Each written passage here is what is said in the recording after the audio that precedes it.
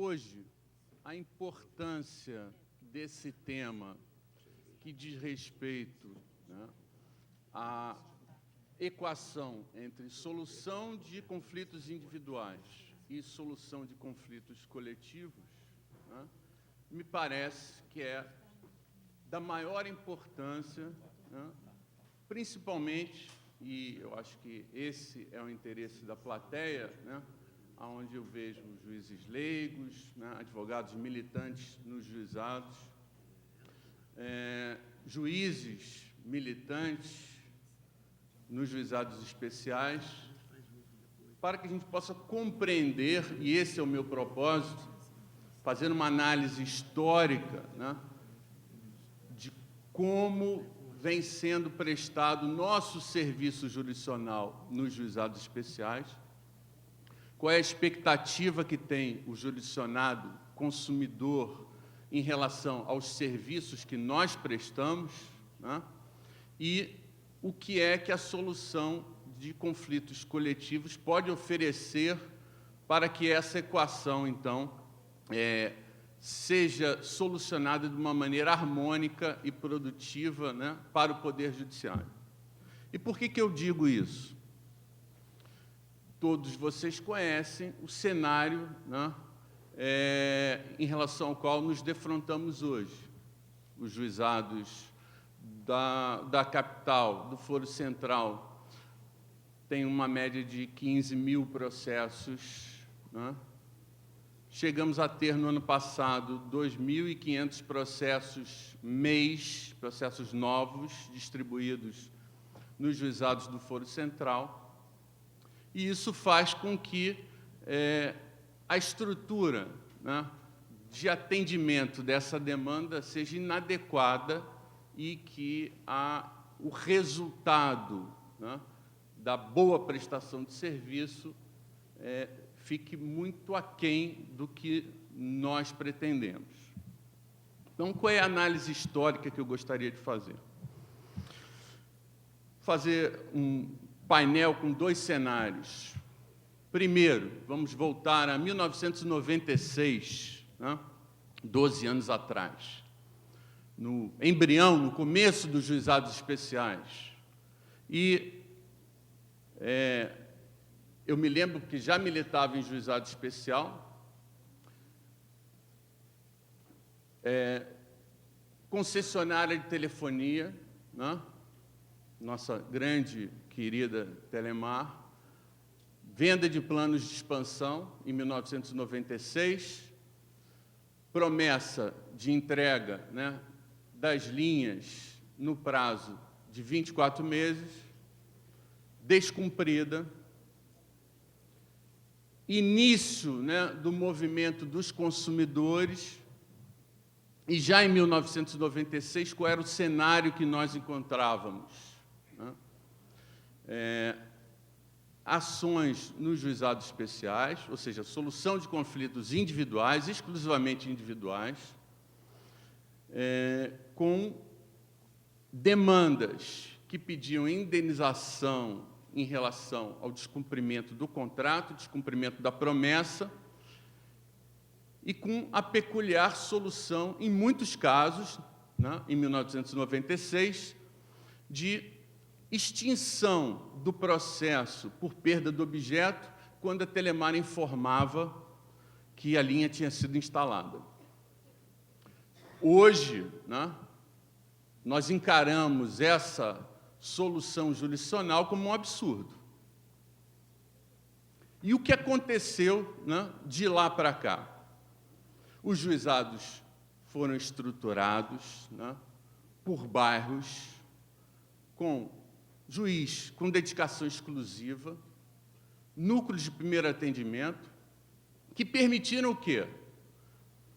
O representante do Poder Judiciário assumiu a rédea, o controle, né, da organização do serviço, montou os núcleos de primeiro atendimento, e isso fez com que fossem multiplicadas, né, reproduzidas, iniciais, modelo, pedindo tutela antecipada para instalação das linhas, no prazo de 20 dias, sob pena de multa de R$ 50.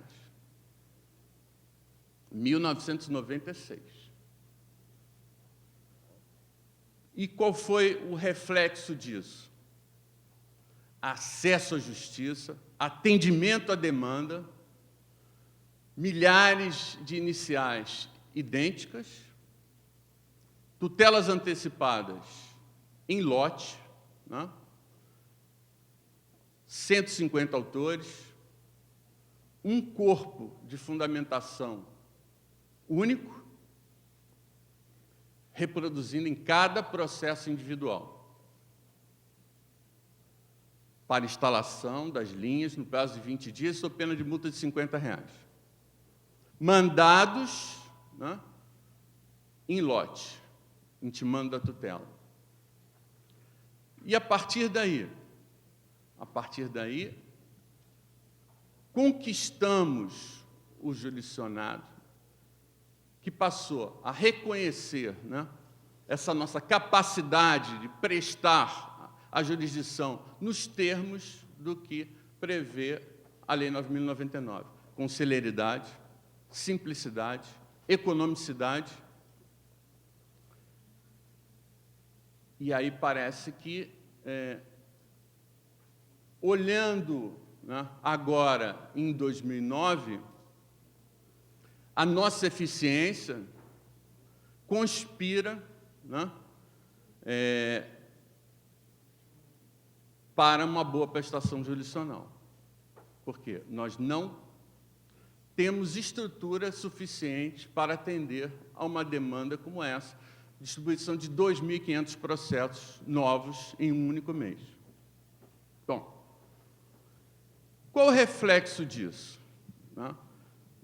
Uma estrutura de cartório de 14 funcionários, 8 computadores. No momento em que você recebe 2.000, 1.500 processos novos em um mês, né, sem a capacidade de adequar essa infraestrutura, né, ao acréscimo de demanda, né, a defasagem é impossível de ser solucionada.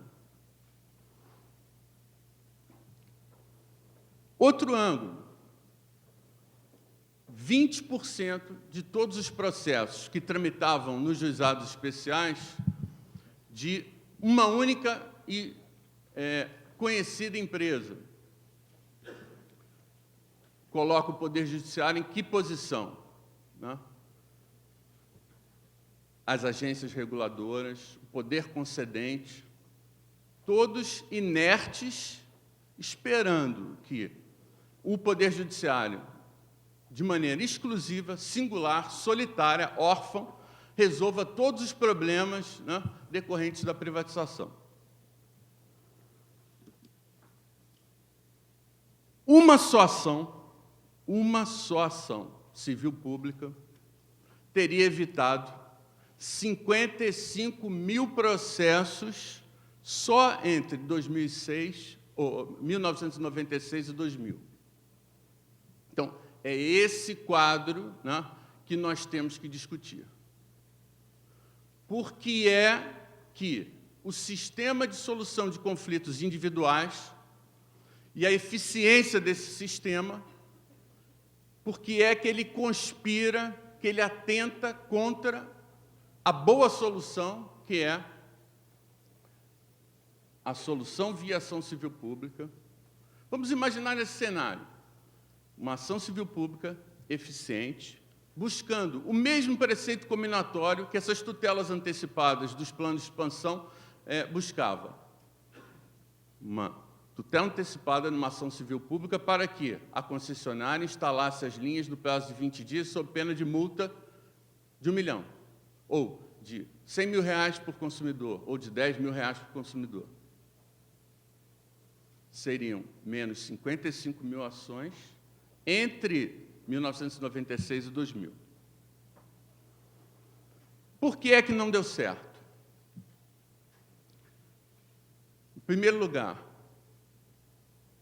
o consumidor, o jurisdicionado, já aprendeu, já havia aprendido, e hoje ninguém mais duvida, né, da nossa capacidade de atender essa demanda com esforço pessoal de cada um de nós, né,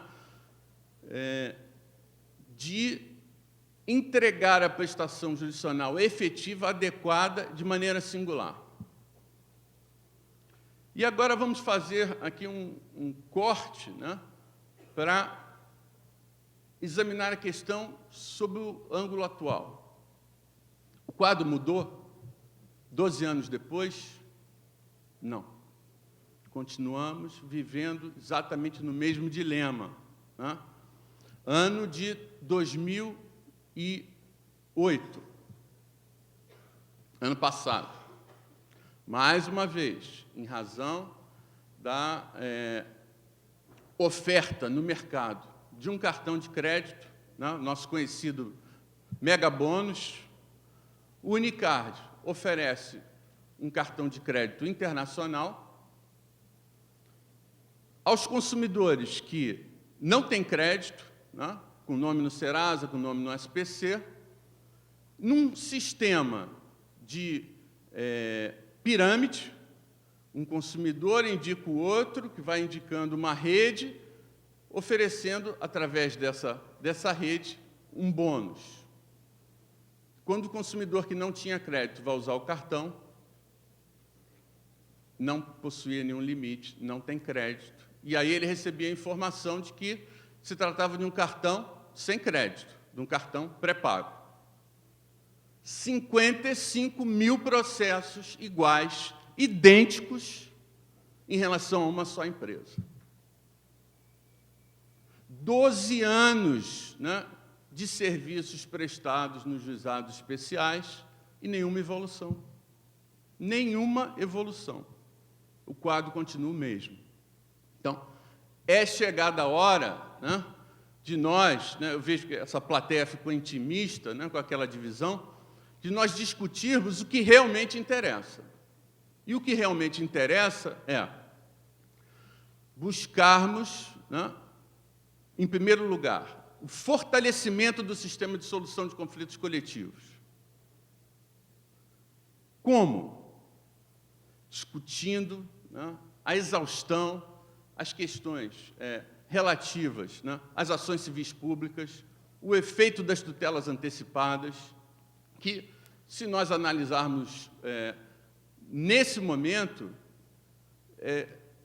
tem tido um papel muito tímido. Muito tímido. A própria questão, né, do Mega Bônus, nós tivemos a ação civil pública, foi concedida a tutela antecipada, mas não evitou 55 mil ações. Por quê? Porque o consumidor olha pelo ângulo patrimonial, né? Eu quero receber a minha indenização. Então, só nos casos em que essa tutela antecipada tem um efeito inibidor, não faça, né, não forneça o cartão, é que ela tem o condão de impedir, né, esse volume de demandas individuais. E a importância da questão é, nós temos um anteprojeto, né, que trata, né, do processo coletivo. Nós temos que acompanhar esse anteprojeto. Por quê?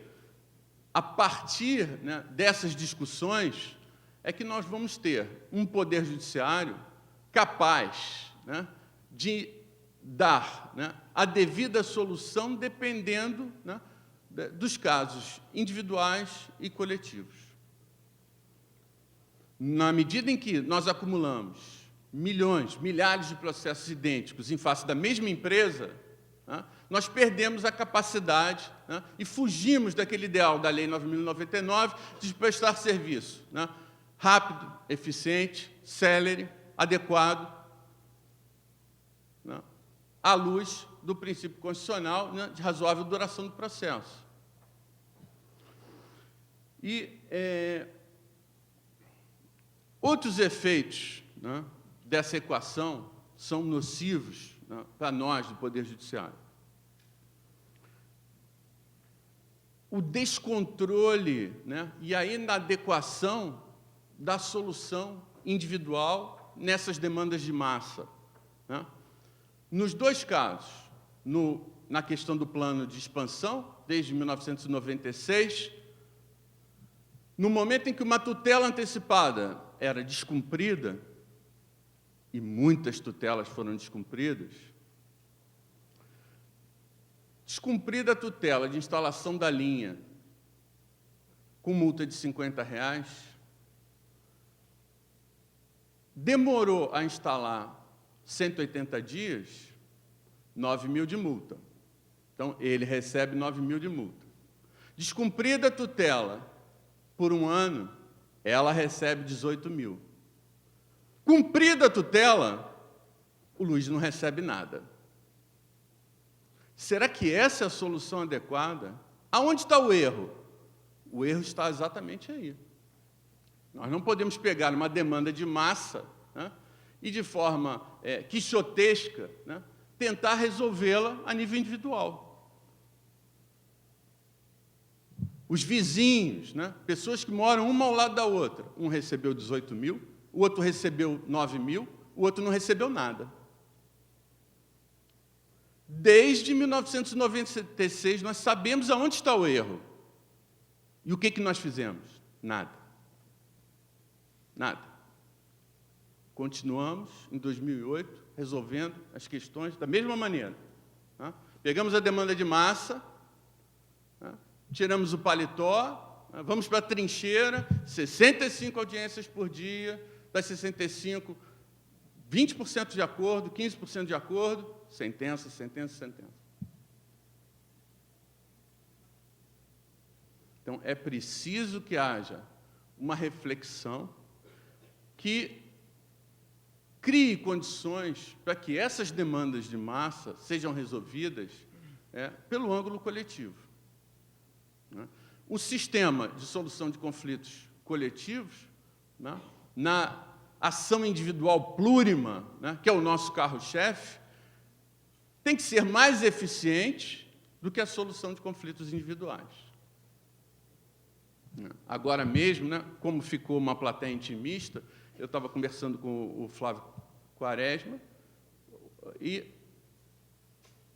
ele estava me dizendo, recebemos demandas que dizem respeito à taxa de renovação de cadastro do Itaú. Saiu até no Globo. Publicou edital noticiando que existe ação civil pública.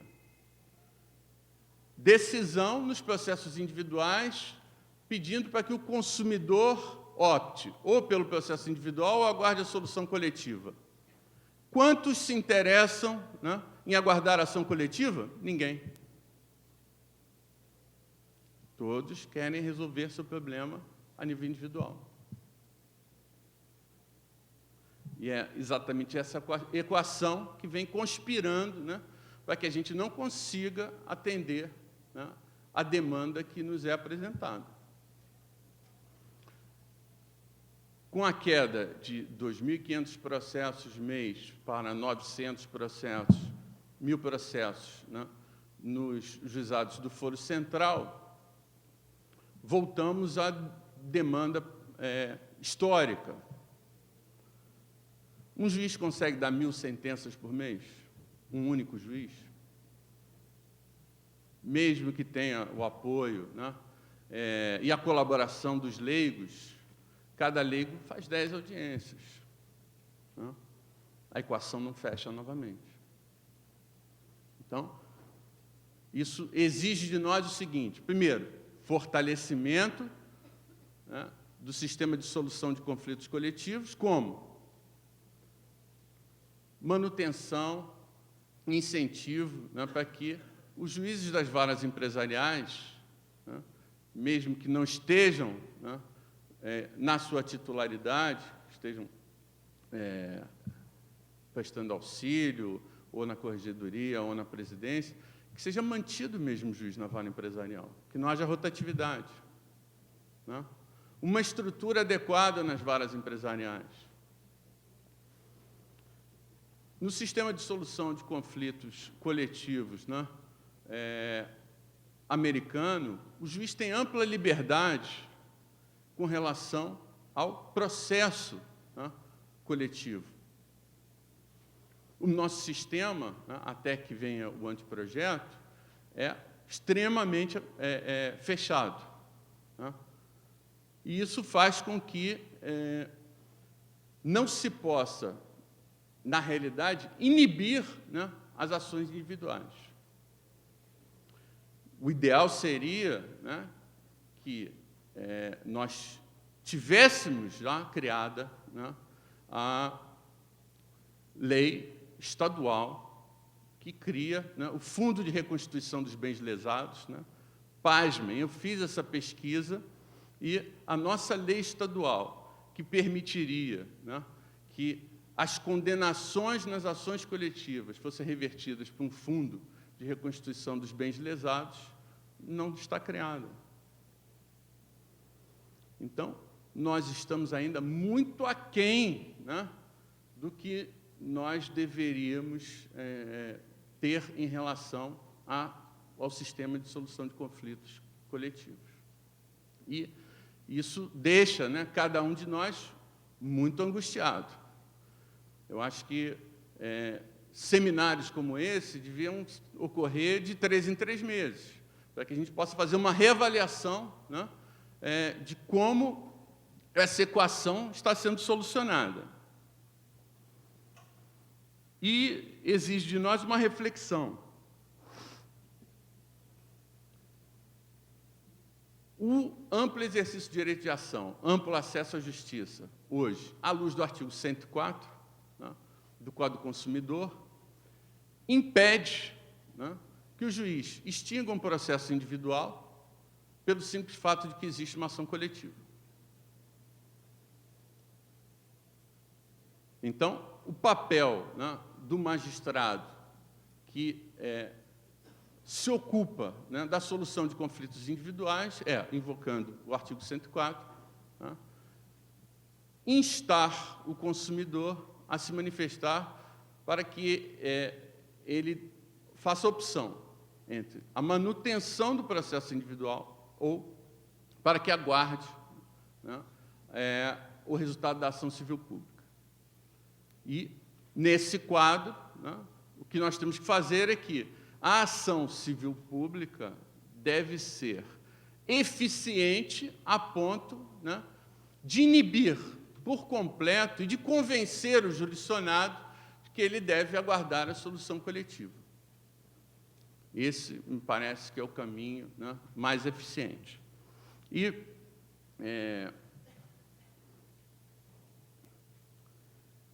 outras soluções foram tentadas, né, para que esse volume de demanda voltasse a um nível razoável.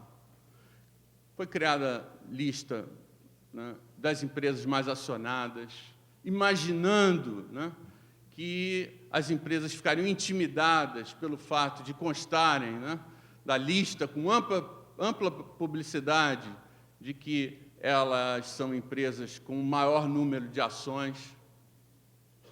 Tivemos algum efeito positivo, né, pequeno. As empresas procurando o tribunal para que fosse reduzido o passivo através de mutirões, mas também esse não é o caminho, né, que vai solucionar essa equação inadministrável.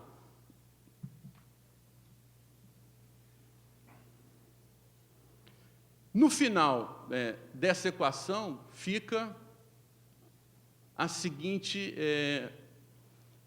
máxima, né? Os fornecedores lesam no atacado, né, e indenizam no varejo.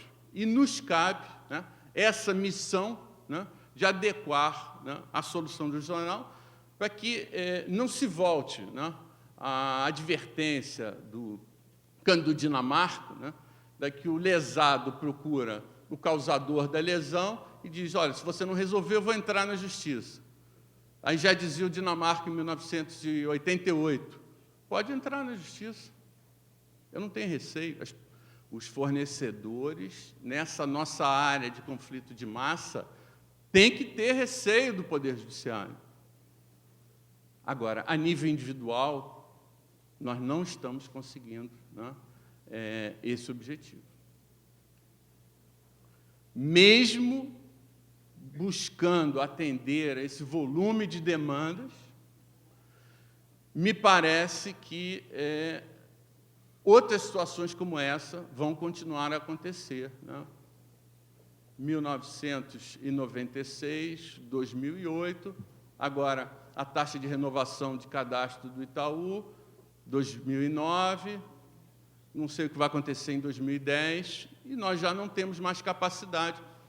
20 funcionários, 15 computadores e mais 1.000, mais 2.000, mais 3.000 processos. Bom, em primeiro lugar, quais são os sistemas, né, de solução de conflitos de massa disponíveis, né, que podem ser utilizados? Nós temos opt-in, que é o sistema americano. Eu me manifesto no sentido de aderir à ação civil pública. O opt-out, que eu me manifesto no sentido de ser excluído da ação civil pública, então eu vou buscar, né, a minha solução de direito individual. E o sistema vinculativo. Ajuizado da ação civil pública, todos estão vinculados. Mas o artigo 104 do Código do Consumidor adotou uma posição híbrida, né? Ajuizado da ação civil pública, o consumidor que tem a ação individual se manifesta no sentido de mantê-la, né, e esperar o resultado da sua ação individual, ou extinguir o processo individual e aguardar a solução coletiva. Será que esse é o sistema adequado? Acho que essa é que é a grande questão e é o momento adequado, né, de nós travarmos essa discussão, né? Muitos colegas entendem que esse princípio da vinculação, diante dessa demanda de massa, né, seria o mais adequado. Mas, pela tradição brasileira, acho muito difícil que venha a prevalecer, né, dada essa questão de amplo acesso à justiça, né, direito público subjetivo de ação, acho muito difícil que uma posição como essa prevaleça. Não. O projeto que está em tramitação tem o apoio do Instituto Brasileiro de Direito Processual, né? Seria abordado pela ministra Fátima Nancy, né, mas está disponível na página do Instituto Brasileiro de Direito Processual. É uma leitura necessária para cada um de nós, né, porque será exatamente esse quadro futuro, né, para que nós possamos discutir e participar dessa discussão em busca da solução adequada dessa equação.